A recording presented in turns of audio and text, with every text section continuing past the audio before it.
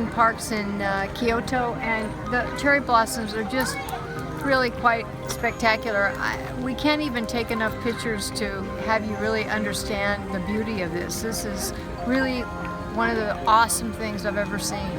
It's just everywhere you look, it's a Japanese painting. It's just spectacular. We're loving it. Everybody comes out in their kimonos to take pictures here. Here's a mother taking pictures of her daughter. We'll zoom in here. There you go.